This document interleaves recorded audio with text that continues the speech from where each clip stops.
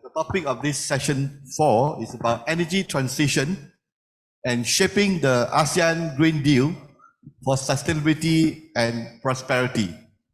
So on my panel, I have a distinguished guest of 5 distinguished panelists, right? So on my left is from Petronas, and we have Aju, we have Dato' Peng, we have Albert, and we have Dr. Chen from Cambodia. So I'm gonna, today I'm supposed to finish by 6 p.m., right? So I promise to finish by 6 p.m., okay? So I'm gonna start by introducing the first panelist, right? Mr. Wan Sayuti Wan Hussein. He's from Petronas.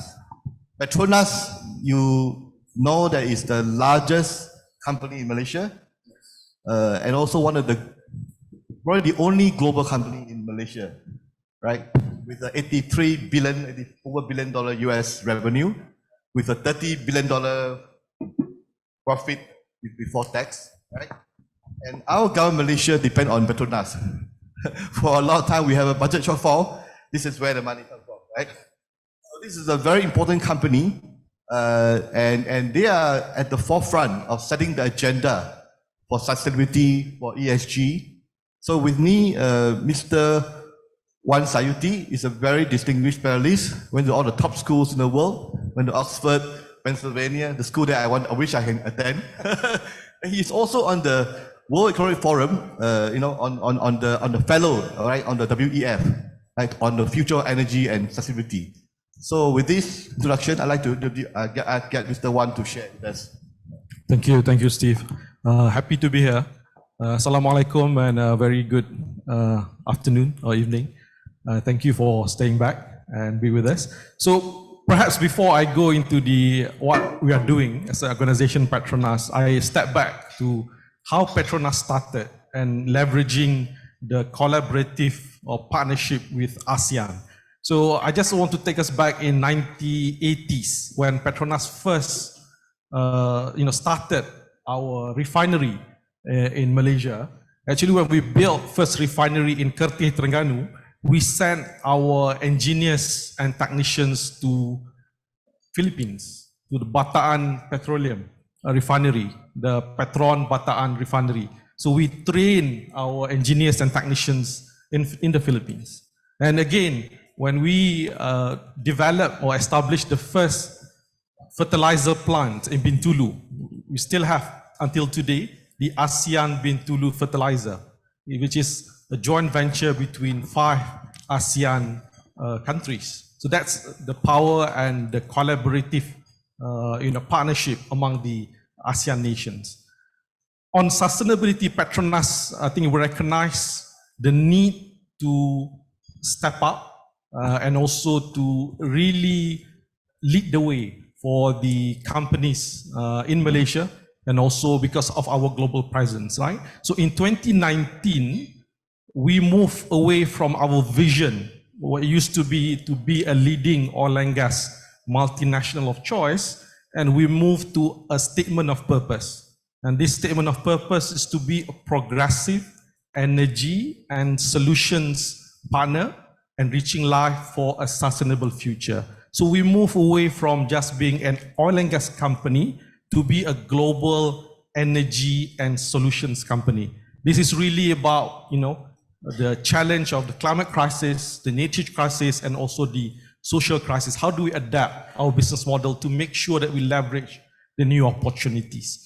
And also in 2020, Petronas announced our net zero carbon emissions by 2050 aspiration, the NZCE 2050, and Petronas was the first oil and gas company in Asia to make that declaration. And we continue to build momentum. Last year, we set up our clean energy solution company called Gentari, Generasi Lestari.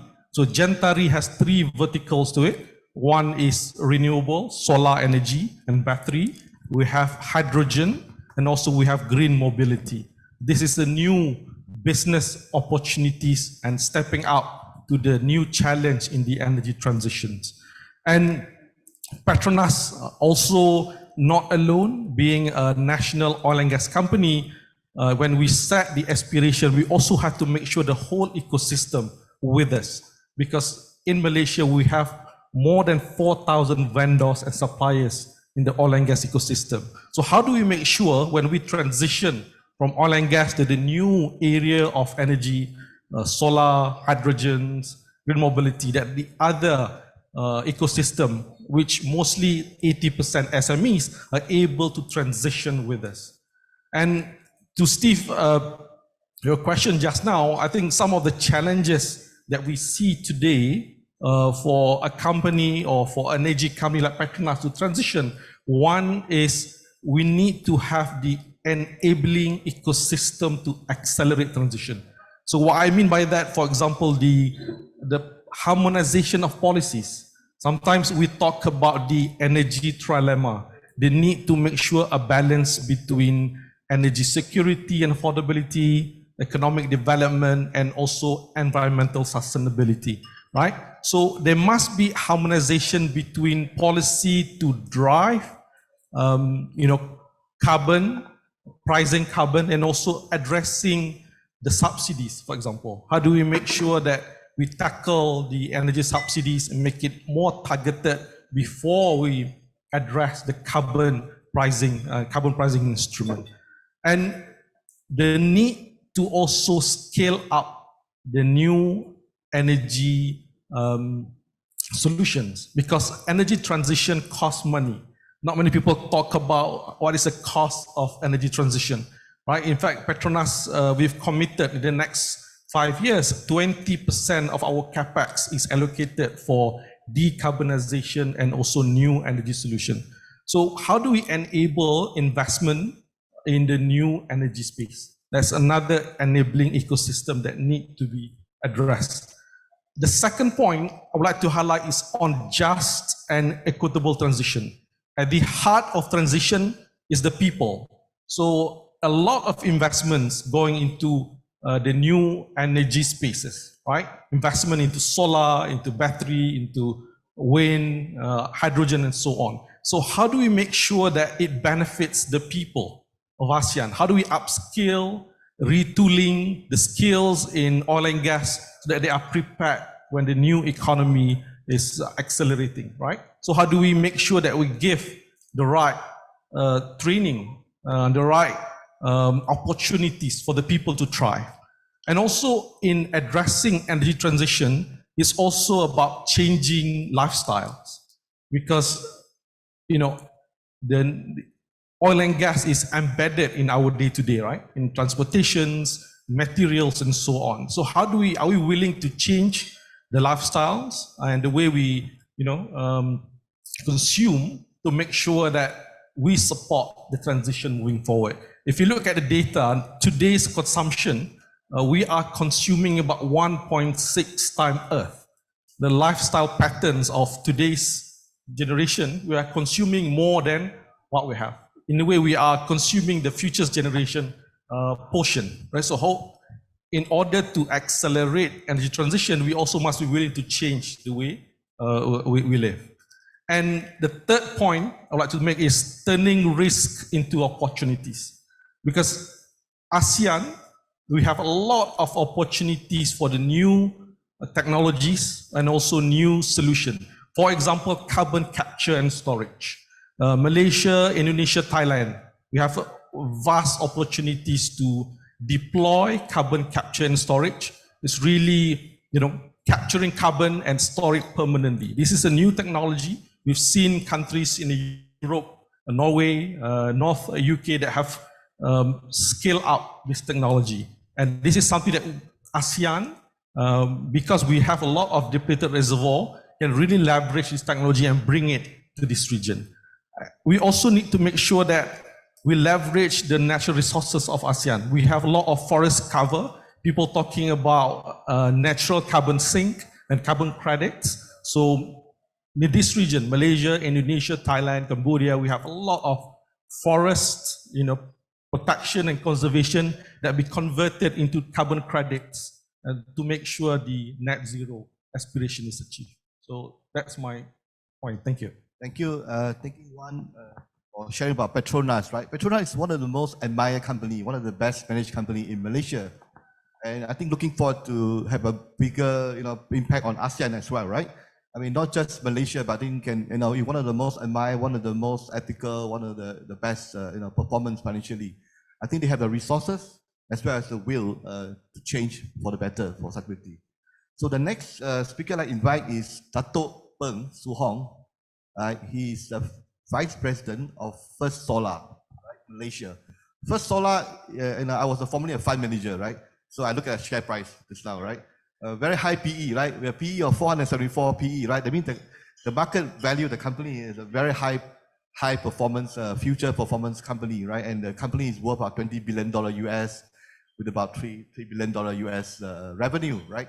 I think that means that the market is confident about the future of solar energy. They are the producer of the solar panel, one of the top in the US, right? So I let Mr. Dato' Peng to share about his first. That is only question about sharing for solar, nothing else. Yeah. Okay. Good afternoon, everyone. I just want to use a minute of my time to talk about the previous group discussion, since it was kind of a run out of time. I hope the policymaker, especially from the digitalization, I hope and sincerely hope that we can start to train and develop certain responsible behavior throughout this designing, developing, or creating the Internet of Things or software or any application. Because today there are so many fake news, so many hawks, or so many so-called non-responsible behavior that been creating a lot of issue in this internet or the digital, leveraging the digitalization kind of opportunity. So I hope the responsible behavior can be developed from young, so that in future we won't be able to face too much of these issues. Now, First Solar, in a nutshell, First Solar is a US-based company. We started our plant in US, but the first offshore and the first HVM plant is actually in Frankfurt Oder, Germany. And the second plant is HVM plant is back to US, then Malaysia, then Vietnam, and then back to US, and then now in India.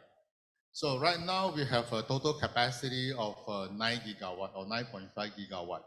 And by 2026, we should be ramped up to about 16 gigawatt. And hopefully by 2028, we should be up to about close to 20 gigawatt. So this is what we are doing. And First Solar is unlike any other solar company or the technology. We are very unique, and we are very, I'll say that, I think we are the only one who are using thin film technology to its max and to able to HVM and able to master and capitalize the semiconductor material that we are using. We are using cadmium beryllium, which is a byproduct of zinc and copper. Instead of waste it to the ground, we kind of use it and to generate energy. So there's a beauty of this semiconductor material, because it actually helps to capture the electron, the low light energy that allow the module to be able to function better, because at the low light energy, the electron is running much faster than the normal spectrum. So that's the reason why we are able to produce additional energy versus our nameplate. Our product is actually able to get up to about 19% efficiency. But with the Southeast Asia or the kind of climate at this Malaysia, even though up to the Singapore, Indonesia, we should be able to produce additional 5 to 8% energy. That is actually proven on the, at least in the Malaysia, right? We have a customer come back to us and ask us why our energy, why our product can produce more energy than what we told them. That is because the low light spectrum, and also because of we are able to capture this, reduce the shading effect. So there are a lot of other technology things that we can actually explain. But all these things will kind of benefit our client because they got additional energy, and we kind of embedded that into the plan. Now, First Solar, if you have to look at it, Malaysia, we have a 3.3 gigawatt capacity. Vietnam 3.3, India also 3.3. But India have a future expansion that can actually go up or double its size. But US alone, it will take up to about 9.9 gigawatt capacity. And First Solar, we are actually looking at, I mean, just now, one, you're talking about the policy that allow people to, our company to get involved into sustainability program. But for us, we actually kind of try not to leverage or try not to go with the policy, or only when policy says that, hey, you must do this, then we do this. No, we're actually kind of getting ourselves to be more forefront in terms of managing the ESG and the sustainability. So that's kind of allow us to be more greener and better performing compared to our competitor. Like for example, since 3 years or 4 years ago, we started to work on the water conservation.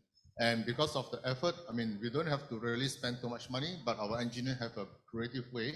So we every year, right now, up to today, every year with our new plant, new facility, we actually able to, I'm not sure how many gallon, but it's 300, at least 200 Olympic size of a swimming pool water that we are saving and avoiding using.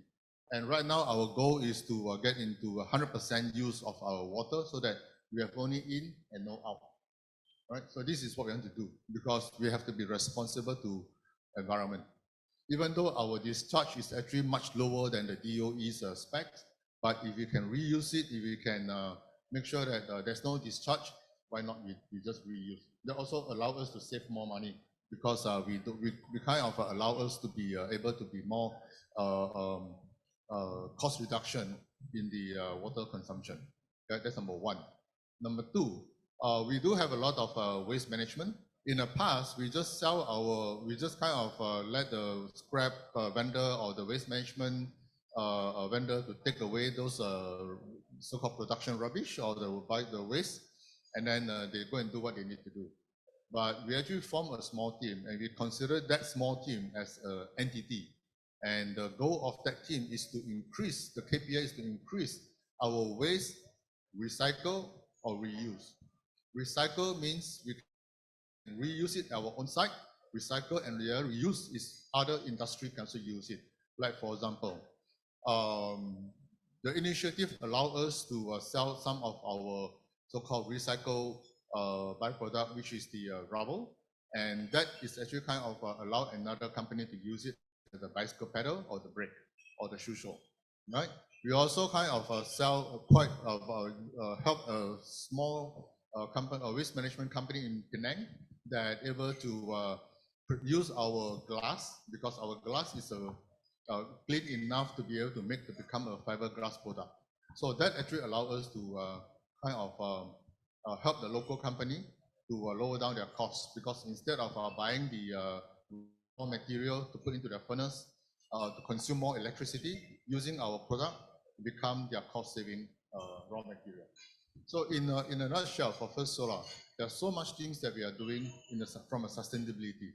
So this company is not just talking about, hey, getting the product, selling the product, make money. I joined First Solar for one very simple reason. Of course, they put up a package that I cannot resist, but there's one simple mission that attract me. That is because they want to make the solar energy affordable to the people. That's one thing. And First Solar is the first solar company that reduced the cost of the module, cost per watt, from more than $1 to less than $1.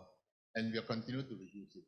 Right? So that we actually kind of are getting our board to be aligned. Now, of all things that we are doing not because of just want to sell the product, get the best technology, but we are doing also because to prove that this is the company, a renewable energy company, a renewable energy product company that need to role model.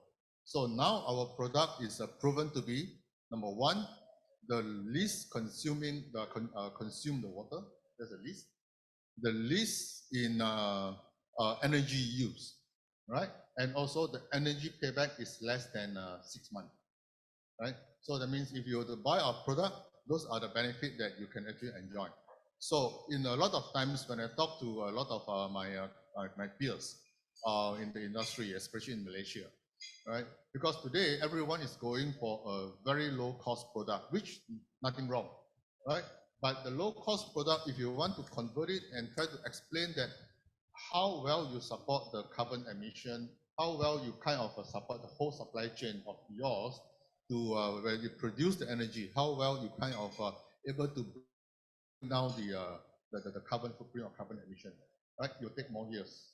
So if you have a goal to reduce the carbon footprint or emission, then you need to select the right product. Some level of a marketing talk. Thank you. Okay, thank you, Dato' Peng, to share about now solar energy is become very low cost, it's affordable, right? Now you're able to deploy in a mass scale basis. So my next panelist is on my right, Mr. Albert Ong. He is from Hong Kong but born in Myanmar, right? He's a green entrepreneur, right? He's on the Green Economy Task Force of the UN. And he's very passionate. He's like an evangelist, green evangelist. He's wearing his green color jacket. He's wearing all the green stuff, right? So he represents the green evangelist. Why don't you share about what you do, and how can you change the world with your green evangelism? Thank you, Stephen, for introducing me as a green man. But anyhow, today's world, we have many issues to deal with. So in order to solve all the problem at the same time, actually, we have to learn from the mistakes or the history that we have faced. So for us to go green, actually, it's not just about environmental friendly. It's more than that. Nowadays, even at the UN, we are now redefining the word green in a meaningful fashion.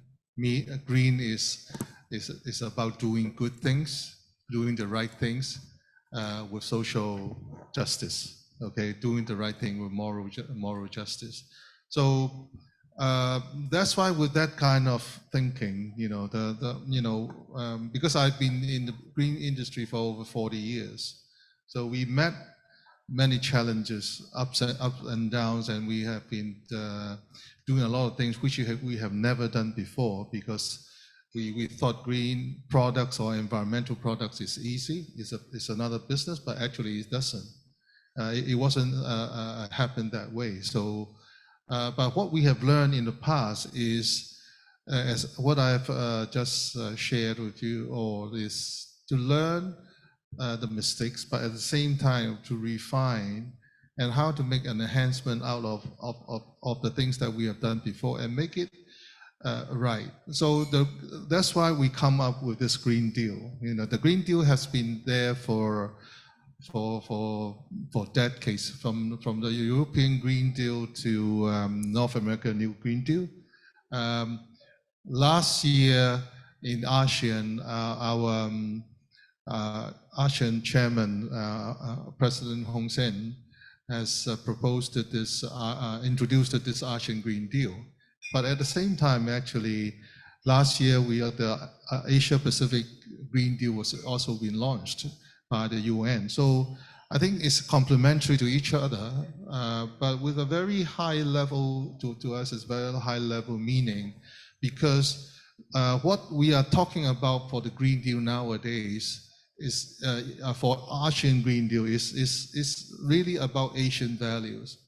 How are we going to deal with all the problems at the same time? Because actually we don't have any time to waste. And also with all the new inventions and all the mistakes that we have made, can we come up with a robust solution, with totally integrated solution, addressing social, environment, and economic issues? So the pandemic has set up a reset mode for us. So we are in the post-pandemic era, where we got to have a new mindset, a new green mindset in solving the problem and also revitalizing our economy. So how are we going to do that? The ASEAN Green Deal is somewhat we are working with the Asia Institute Vision Institute together in cultivating, a robust solution for that. And one of the things that we have come up with is like, it's actually, we are dealing with a very fundamental issue. And actually, nowadays, we are not lacking of any technology solution, because every day you have new invention. But what we are going to do, what we are going to do with all these inventions is to have a purpose, a purpose. Today and yesterday we were talking about doing business with a purpose. The purpose is not just a purpose, it's with a higher purpose, or you have to have multiple purposes in serving mankind or serving the world, make it a better place. So this is what we have been talking about. So with that meaningful goal that we have in us, even when we do business, we are also ask ourselves, we do business, can we do a business at the same time doing good? But actually it can be, because there is a new formula which can incorporate or integrate goodness and kindness at the same time making money. So that's why we're talking about earning happy money. All corporations are going for sustainability, but also going for a green enterprise by helping to restore the environment at the same time making money. People asking us, do we have that kind of solution? And then we say, yes, definitely. We have all the solutions, but the most important thing is whether we want to do it or not. So that's why for what we are now, facing in the current world situation, the world order is now, we are having a new world order probably, facing a lot of problems at the same time. So the ASEAN Green Deal is also a good timing that we can create a lot of good programs, but at the same time, the most important thing which I would like to share with you is that we are aiming to provide solution other than talking about principle. We would like to come up with different solutions with different purposes and also with the measurements. Okay, because nowadays we are facing something like the globalization era, but at the same time, we need to have a new mindset by changing our own mindset, okay, to face the challenge, the future challenge. So global standards or global measurements is what we will face very soon. So what we need to do is to have a total solution or total proposal of how we would like to face all these issues at the same time. So we can't deal with environment issue or global warming issue now. Later on, we talk about human trafficking, and another day we talk about education or whatever. But actually, the ASEAN Green Deal or the Asia Pacific Green Deal is talking about total solution that we can provide. So other than people are searching for the right solution, we hope to do some sort of research work, but also at the same time to provide solution at the same time. So this is what we have been doing. And I think this is more meaningful than just, dealing with environment issue or making money, which we of course, as a corporation, you ought to earn money to survive, which we are now talking about sustainability. So sustainability is actually equal to profitability, but we add one more element that is meaningfully, sustainability comes with responsibilities.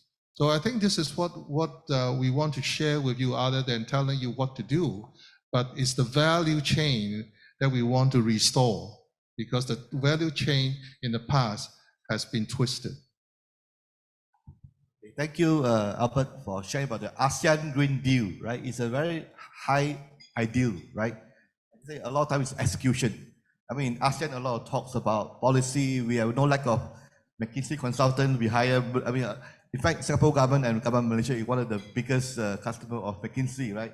I saw a lot of nice report, in a lot of nice report, but somehow there's no execution, right? I think the people like Petronas maybe have the funding to support some of the ASEAN Green Deal, right? We can discuss about that. And also, the Green Deal include the green technology, green solutions, green warehouse, logistics, green city, right? So now I'm going to move to the next speaker, Dr. Chen Vanari, right? He is the president of the Asia Vision Institute, but he lives in Singapore, right? He based in Singapore.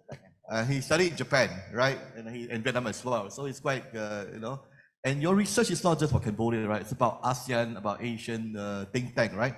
I've not been in Cambodia for a long time. I was there last year. I was so impressed by the quality of the people, the Cambodians. When I went there, when you went, I was still there, right? It was just nobody was there. And now I've seen the Cambodian rising, but still Cambodia is a very small country. It's a very small economy, right? Yeah. So I want to share how can Cambodia participate in this green revolution, and it's very expensive to go green now when you are trying to grow the economy, right?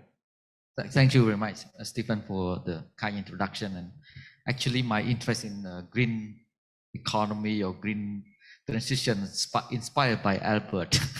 So he's my mentor here.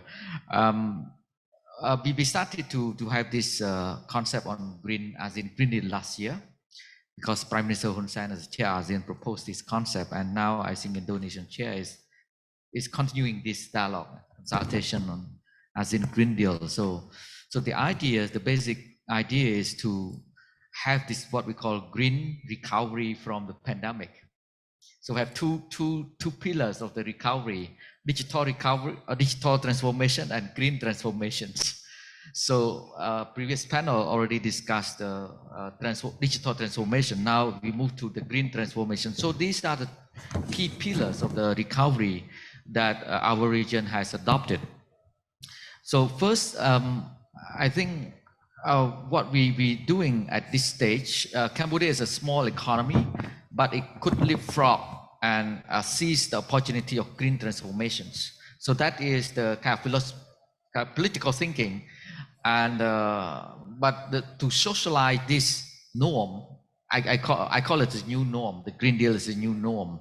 It's very challenging because not many people understand Green Deal, and I think most people refer to Green Deal as environmental friendly.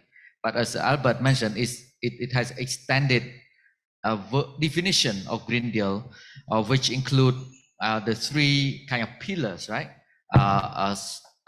Social justice, environmental justice, and economic justice. So these are the three pillars of the Green Deal, but we're still developing this kind of philosophical foundation of the Green Deal. And when it comes to practicalities and practical area cooperation, we also include Green Economic Zone. So this Green Economic Zone, quite relatively new actually. We used to talk about industrial zone, free trade zone. Now it's Green Economic Zone. So the Green Economic Zone concept that we are working on is to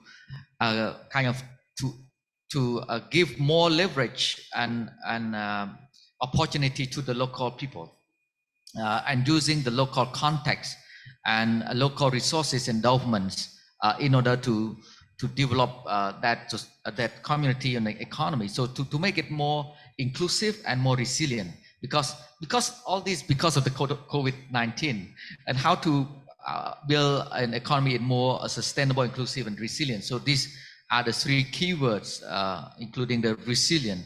So that is the local context, and we need to study different localities and develop the green economic zone fitting to this local context. So Albert already visited the one site in Cambodia. So to analyze the landscape, agriculture plus tourism or certain manufacturing industry or service industry that can, he used the word total solutions to that particular region, and to connect that region, the economic zone within the region, so that to make it more vibrant, inclusive, and connected. So that is very interesting kind of solution, total solution to vote the Green Deal through the development of economic green zone. Another key kind of practical area here is cross-border economic green zone. We haven't experienced it yet, but I think Cambodia going to propose the triangle development among Cambodia, Laos, Vietnam, how these three countries can work together at the border areas to develop economic green zone. So it will be a new kind of development phenomenon, perhaps in the world, when if we can build economic green zone across the countries and build it in more integrated region. So that is another level, but of course we need to do at the national level first and then move to the transnational level. So I'm quite optimistic that I think the political will is there. And now what we need to do is to build partnership, socialize this norm, and bring more stakeholders into the conversations. Thank you. Thank you. Thanking Dr. Chen for sharing about the Cambodia. I can leapfrog the ASEAN region because if you are open-minded to try new things, always open to try new things. So last but not least, right? He's not a lead speaker because he's a very distinguished panelist. That Mr. Raju Monusamy, right? Can you guess? Is he a Malaysian, Indonesian, Singaporean? So I just asked him a question, right? He's an Indonesian, right? He lives here most of his life, right? And Mr. Raju Monusamy has a distinguished career. He's now a partner with PricewaterhouseCoopers in Indonesia. But he's not auditor. He doesn't do audit, accounting, taxation. He does M&A. I think one of the most profitable segment. I think maybe M&A is one of the most profitable segment, and doing a lot of the maybe ESG, some of the ESG stuff, right? And so maybe you can share with us what is the fake news? Because a lot of time I hear the news about Indonesia, a lot of investor, Elon Musk coming to Indonesia. And I think a lot of times people like PricewaterhouseCoopers, they have a lot of deal flow information, right? We hear a lot of deal flow. Maybe you can share with us what's happening now in this ESG investing space and startup in Indonesia. Yeah. Thank you, Stephen. First of all, let me thank the organizer for inviting me to this forum, and also to all of you, the audience who's still here just before even it's 5 o'clock. So let me address your ESG from much more specific area, which is what is being talked a lot about these days, energy transition. Now I'm seated here between the demand side, right? One that is required to reduce the emission, and the supply side, who can help to reduce that emission. So I think this is the right time to talk about the energy transition. So what this entire thing about energy transition is going to boil down to two things: access to finance and access to technology. And ASEAN countries, and I'm speaking from the ASEAN perspective, each country is in different economic development stage. So their priority is also different, but they all are going to compete for the technology. They all are going to compete for the same finance, for the investment. If they started working on their own, it may not be a productive way to achieve the objectives. Priorities are different. For some countries, the priority will be healthcare. For the others, it's water. And if you all have to pay attention and go for climate change mitigation for the energy transition, some of these priorities will be left behind, which is also not good. And you have to remember another thing. Emission is borderless. Just because you get your technology, you started reducing your emission. You can't tell when the emission from another country coming and say, hey, emission, don't come here. It's borderless. So there is an incentive for ASEAN countries to work together. The other incentive is, there is one study that says the climate change impact to the ASEAN countries will be affecting about 1/3 of the GDP. And that's because the dominance or the share of economic activities along the coast of ASEAN countries. If you look at Indonesia, look at Philippines, Take from Thailand all the way to Malaysia and going back to Myanmar, it's all coastal. And the impact on the coastal because of climate change will be significant. So that's why then there is a need to work together and being one voice, whether it's using the economic size together for negotiation, for technology, for access to finance and the others. And the good thing here is that ASEAN now already have the taxonomy. This second version is already out, and hopefully we will have a third version by the end of the year. And that's good to attract investment, finance, so that they know that we are working on the same level. It is also why this year's the Indonesia presidency, the ASEAN Business Advisory Council has picked up 2 legacy projects, which is very important. The first one is ASEAN Net Zero Hub, where we expect companies around ASEAN to share best practices, what they've learned, etc., etc. And the second one is Carbon Center of Excellence. This is important to understand about carbon pricing and how to keep standards, quality and so on. So what can ASEAN countries do then in this respect? Well, first one is cooperation, as I said before. Because each country have a different stage, not everybody needs to play the same role. Some countries can focus on capacity building. Others can focus on bringing commonality in regulatory framework, for example. So that's the first one. We also have to start looking into carbon pricing, for example. Each of these countries cannot have their own carbon pricing mechanism. Well, first of all, the carbon pricing has to be part of the law in each country. We talk about energy transition. Each country will need to have energy transition plan, but there has to also be ASEAN energy transition plan, which is made of individual countries' plan. I mentioned about taxonomy. That's a good start, but we need others. We need standardization in framework, regulatory framework, for example, and so on.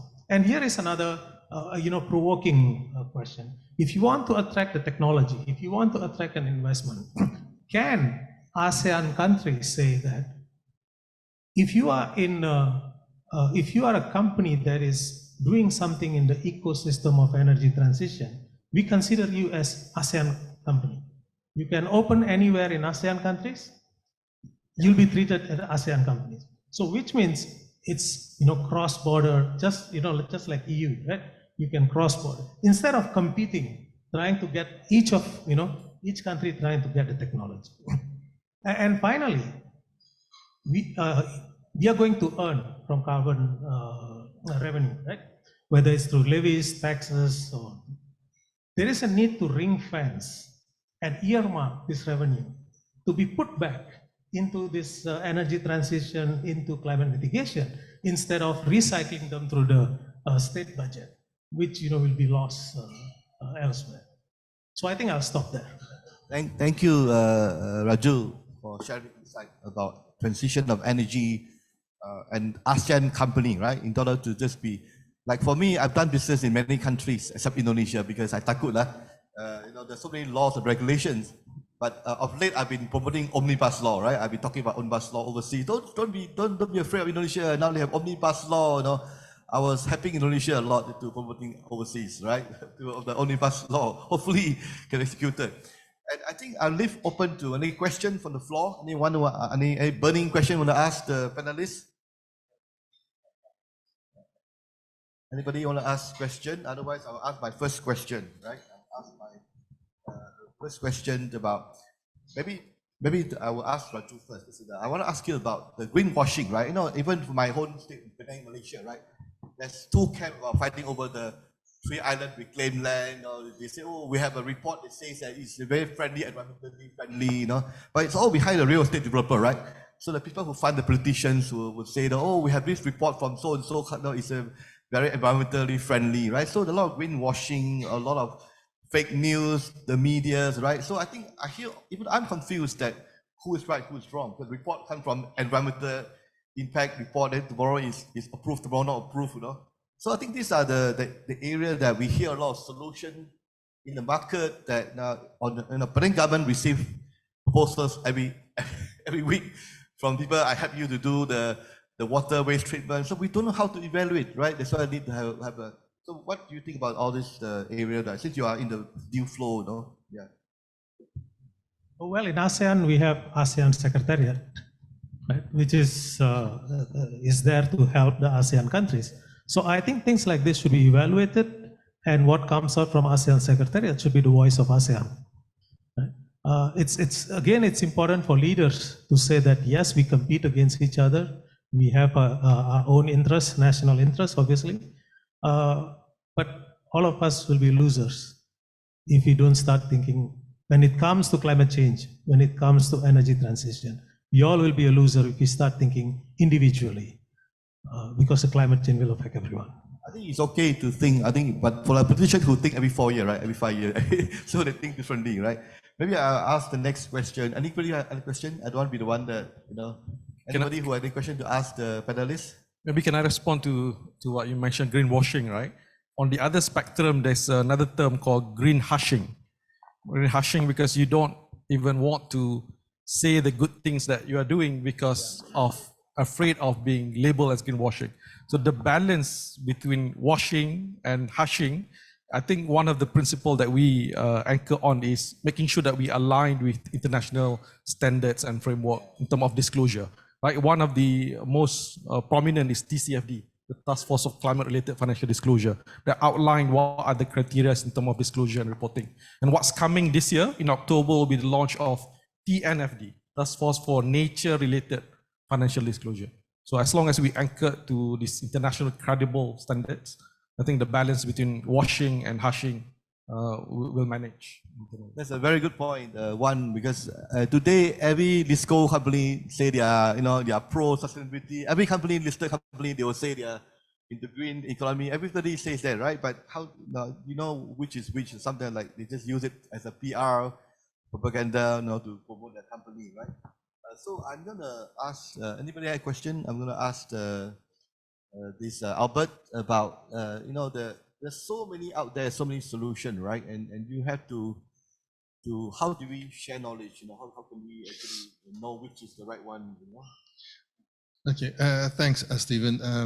Actually, to us, ASEAN Green Deal is the solution, one of the solutions. Why? Because we think that, as what our fellow speakers also mentioned, we need framework. We need a total policy framework that deal with all issues.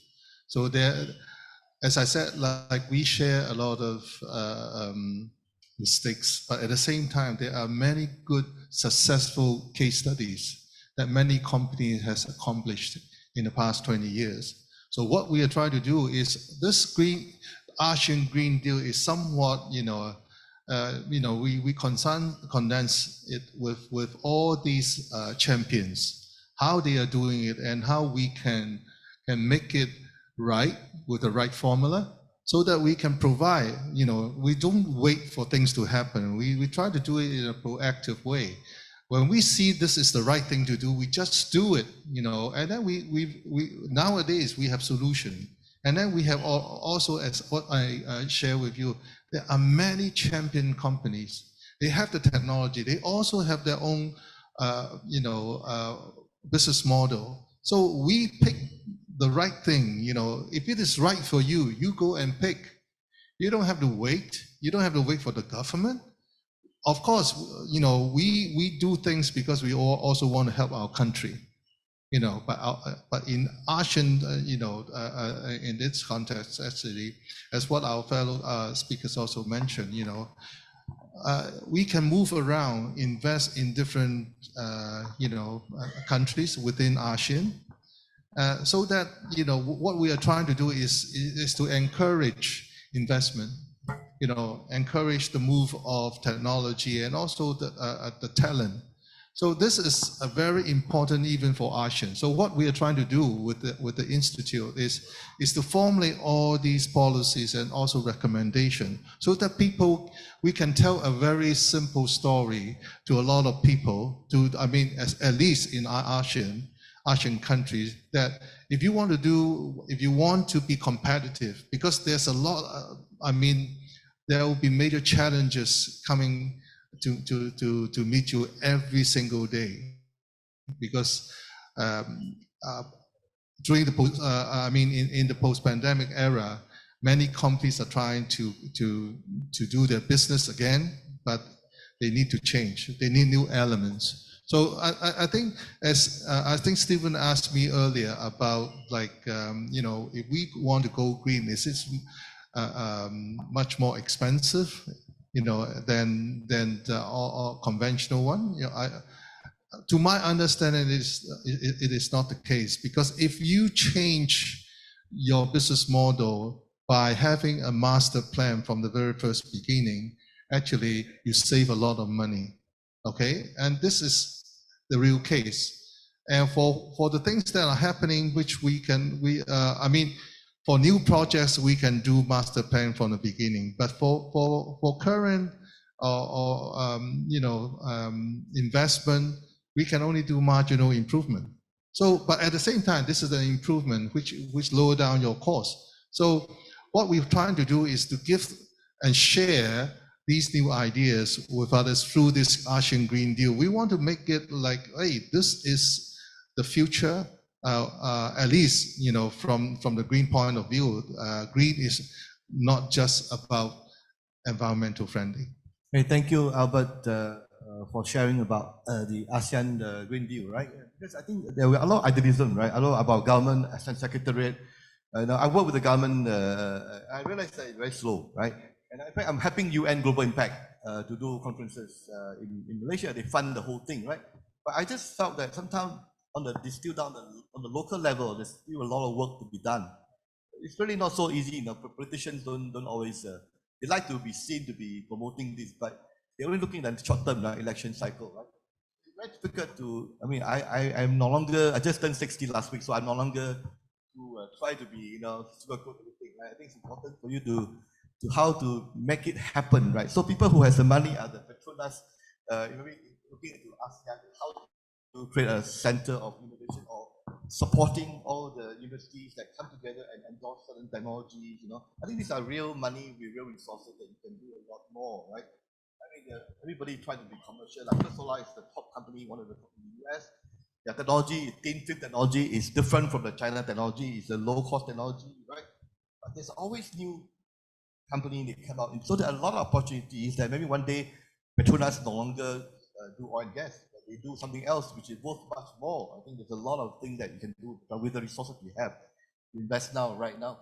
So unless there's a last question, I'm going to ask every speaker to say his last final words to the audience, and then we'll close it on time.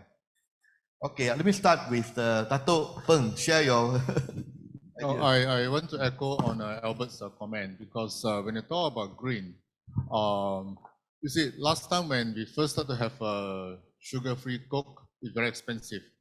But today, when you want to buy renewable energy, it is not that expensive. It's not because it's actually at the grid parity, and it can be cheaper than the coal power plants energy, and also can be cheaper than some of the fossil fuel. It depends on the region.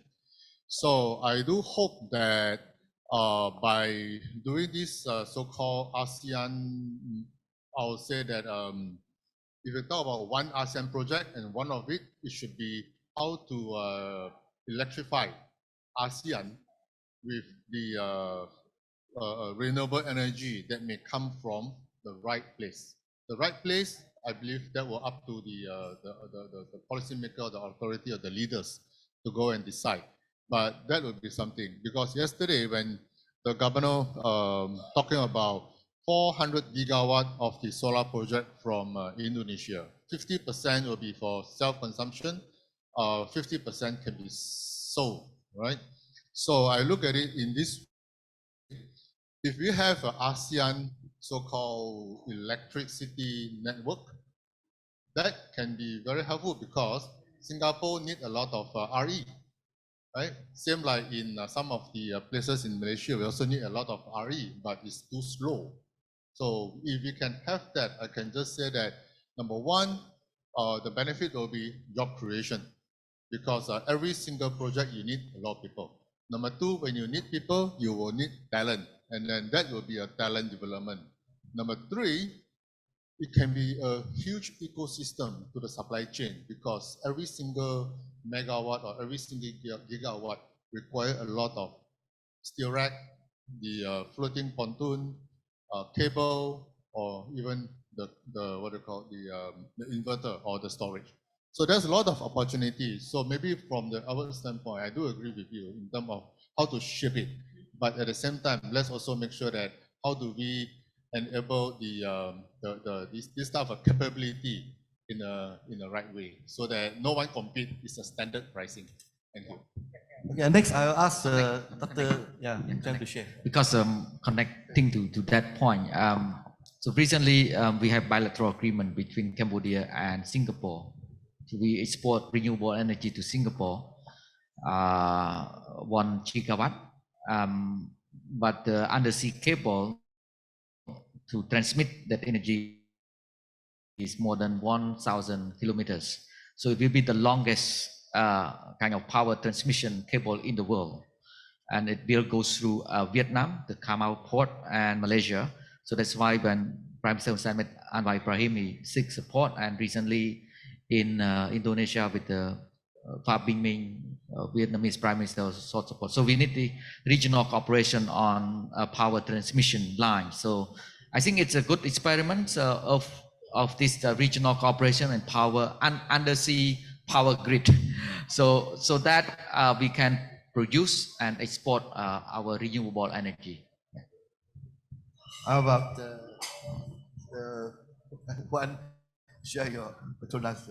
Sure. So maybe just 2 quick points. One is, I think to accelerate the energy transition, we also need energy transition literacy amongst the consumers in ASEAN. I think the level of awareness, we're talking about a general society, that there need to be a lot more education in terms of literacy, so that they will also encourage the demand side to push and pull the clean and green energy solution. So it's not just from the supply side, from the top down, but also from the bottom up. The second point is I would like to make is there are a lot of policy instruments coming up, right? The CBAM, the Carbon Border Adjustment Mechanism 2026, and the US introduced last year IRA, Inflation Reduction Acts. These two policy instruments will have an impact in terms of clean energy solution supply chain and trade flow. So how do we position ASEAN to win in the future? You know, not just reacting, but also how do we shape to take advantage of all this new policy instrument coming up? Thank you. Okay, thank you. In fact, ASEAN Green Deal, you know, is only a name, you know, is to lead us, hopefully to lead us to get a lot of answer which we would like to know, you know, when we want to grow our economy and also our community. One of my, of course, my wishful thinking is even for ASEAN Green Deal, we can also help ASEAN countries like even Myanmar, you know, because we need to have some really good topics, you know, or good elements for different countries or different ASEAN countries to participate. So I really hope that ASEAN Green Deal can also be promoted, you know, and to be the thing that we can open up the dialogue with Myanmar further, other than pinpointing or criticizing them, as the principle of ASEAN is to embrace each other, you know, as brother.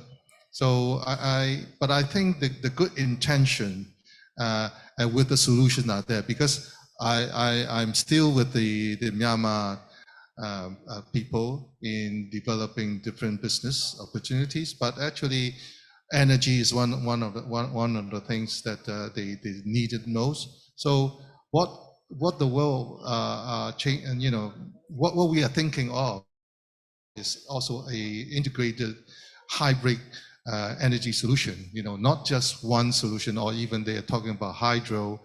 Actually, we are not talking about wind turbine. Okay, we are talking about solar.